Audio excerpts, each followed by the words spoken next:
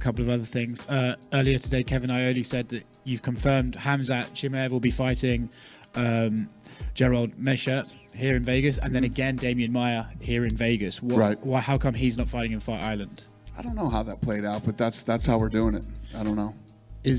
I told these guys, get him 2 fights. Get him one here in Vegas and one in Fight Island, and he's fighting both here. I don't know why they ended up doing that, but whatever. It's all good. Is there a risk that by booking him 2 fights at once, if he loses the first fight, does Gerald feel disrespected? Is this an opportunity for him to prove you guys wrong? What's the thinking in booking a guy 2 fights at once? Yeah, the thing is, the guy wants to keep fighting. He wants all these fights back to back. It's no disrespect to his opponent. He's either going to win or lose. That has nothing to do with us. That's up to them. But to do that, for him to really fight 2 fights in a row, you have to book him. And last thing from me. And for a guy like him, I would never do that for somebody else. I'd be like, relax. Let's see if you get through this fight. But what I've seen from him, I'm willing to do that with him. Could there be some sort of abnormal gimmick where you have him booked middleweight and then again 2 weeks later at welterweight and just keep doing that and see how far he goes up both divisions at the same time? It's fascinating. Never really had anybody that's doing anything like he is right now. So I could see why you would say, don't you think this is disrespectful, booking a fight for him when he's got a fight? But that's how you have to do it.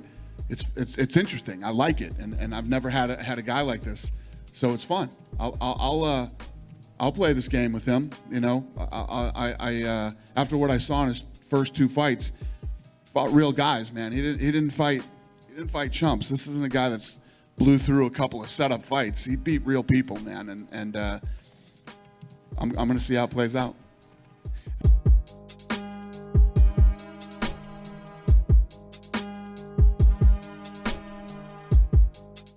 Okay, and what was your reaction when you got the name Khamzat Chimaev as your next opponent? Obviously, I'm assuming you have now heard of him, right? Oh yeah, I saw his fights. I had heard of him, and as soon as they told me, I was like, yes, most definitely yes. Why most definitely yes? I would imagine there are a lot of people who might not say that right now after seeing his first 2 UFC fights. Because I'm tied for the most submissions in the middleweight division in the UFC. Ariel, I am the kryptonite to his Superman, all right? Everything he does well, I can turn that into a bad situation for him, and I'm going to show everyone that on September 19th. Given that, and given your record, and given how good you are on the ground, are you surprised that they are booking you against him? Not really, because I get overlooked a lot, and not to be like everyone's against me type of guy or anything, but if I'm being honest with myself, and I'm sure everyone's going to look at my record, I'm just above 500 in the UFC. I've beaten some all right guys, and then every time I try to make that next step up, I seem to have a little hiccup, and I'm trying to correct that right now. So they're probably figuring, okay, we'll give him a quick turnaround. He's got a lot of energy behind his name.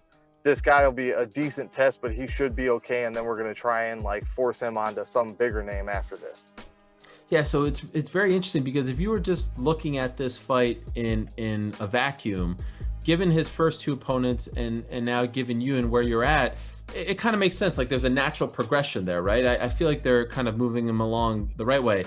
But then you find out about the Damian Maia fight, which I'm told isn't signed just yet, but it's something that they want for October. And Dana White, when he told this to the media late last week on Friday, I believe, he mentioned the Maia fight and said that they had another fight before. Like, he didn't even mention your name. He mentioned the Maia fight, but didn't mention your name. What is your reaction when you find out that not only are they booking him against you, but they also have his next fight booked against a legend like Damian Maia? Look, Ariel, plain and simple, it's disrespect, right? He's got to get through me. Like I said, I have tied for the record most submissions in the middleweight division. I'm a dangerous fighter. I'm a game fighter. And look, I get it. He's undefeated. He's young. He fights just like Khabib, who's on a hot streak right now, got a lot of big following. And I'm pretty sure he took the 2 closest fights back to back, probably in UFC history.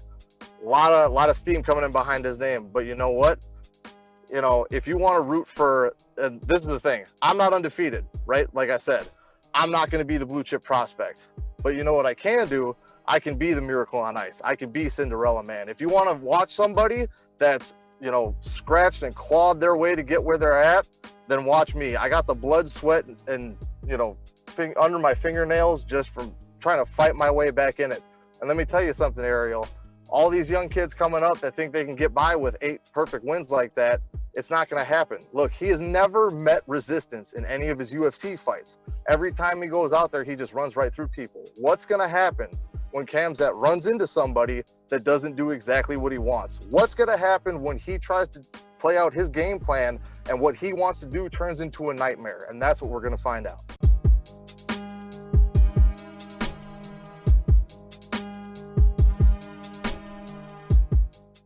I agree with you. I will let my hands go. And you guys and you fans that are telling me, let your hands go, let your hands go, I need to let them go when I let them with me. And I agree with you. And you have that. You got my word. I'm going to let these hands go. I'm going to let them go upside his head, body. I might even punch him in the sack for the warning. Bow. I'll take the warning or even the point deduction. So I feel good, guys.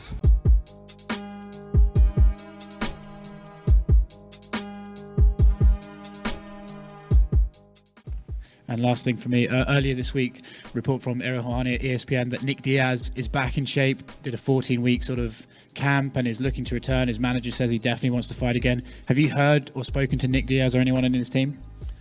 Listen, the Nick Diaz thing, first of all, we would have never released that or done that. We'll see how this thing plays out. I don't have any expectations whatsoever. We'll see what happens. For now, he's saying that, and you're just having to see how he commits to it, I guess. Yeah. Cheers, man. Thank you. Dana, so there's been no direct discussions between you and Nick Diaz's party? Yeah, there's been talking, but there's been talking for years.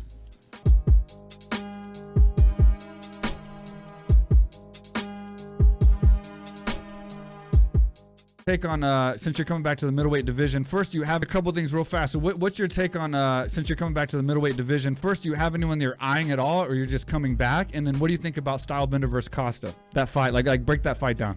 I think it's the bull and the matador. Costa is a force to be reckoned with, no doubt. He's gonna come forward, but it's about how style. He's got some very funky, weird angles. He bends and operates differently. It's not always correct, but he's so good he gets away with it.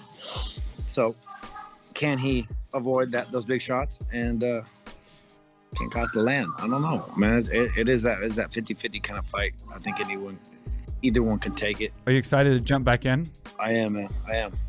I'm very excited. I think there's a lot of fun opportunities, and I'm